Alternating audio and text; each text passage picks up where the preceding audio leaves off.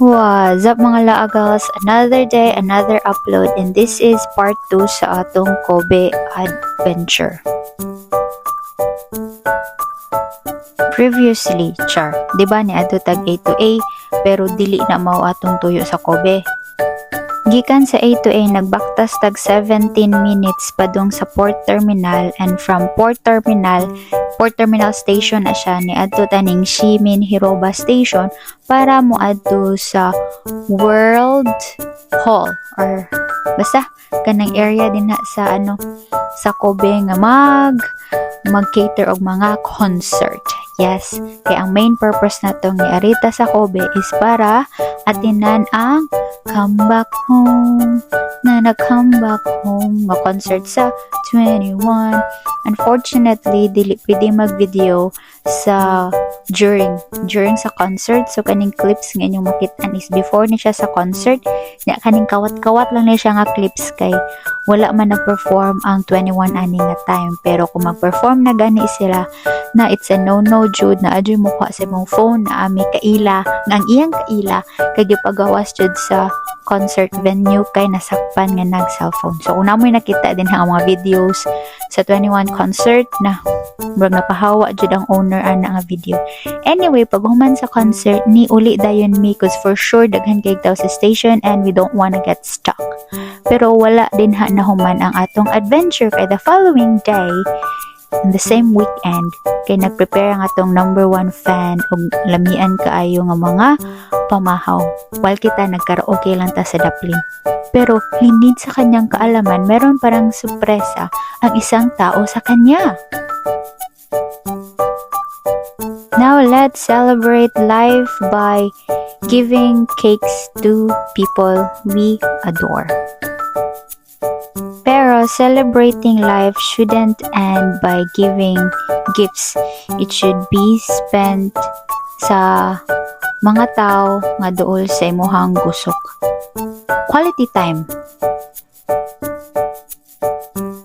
For today's quality time ni adto day taning tiilan sa Mount Hesse. Kaning Mount Hesse mura ni siya Mount Fuji pero Kansai version. Kani siya nga bungtod, kani siya nga bukid nani siya in between sa Shiga og sa Kyoto.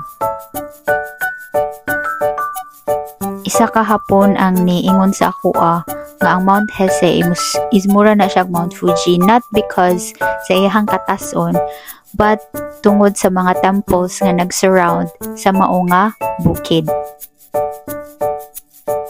Medyo layo-layo lang jud ni siyang Eizan nga kanang tourist spot pero worth it ang imuhang pag-adto especially during autumn season and pag patapos na ang adlaw or kanang sundown gani cause golden hour ma-appreciate nimo ang kaanindot sa pag-change of color sa Momiji ug sa uban pa nga kahoy nga naa sa palibot.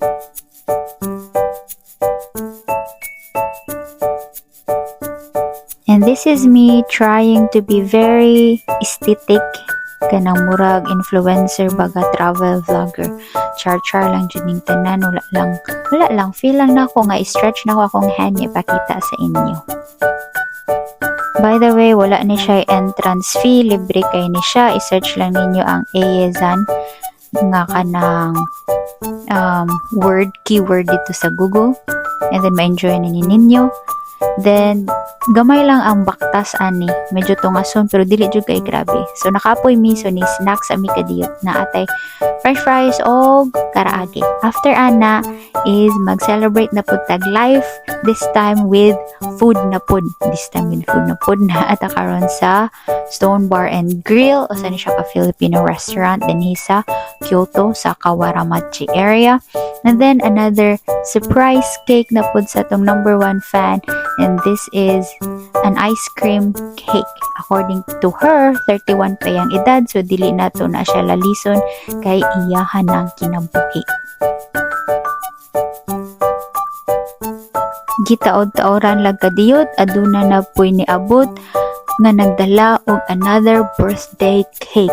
All hail, cake day kaayo ni siyang nga adlaw.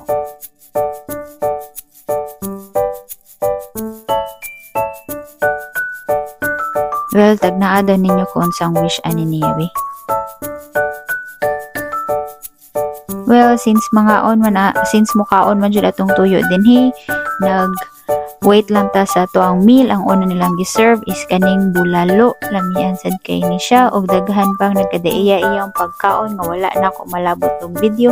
Ang importante busog ang tanan nya while waiting na karaoke, because karaoke is life sa any Filipino gatherings, right?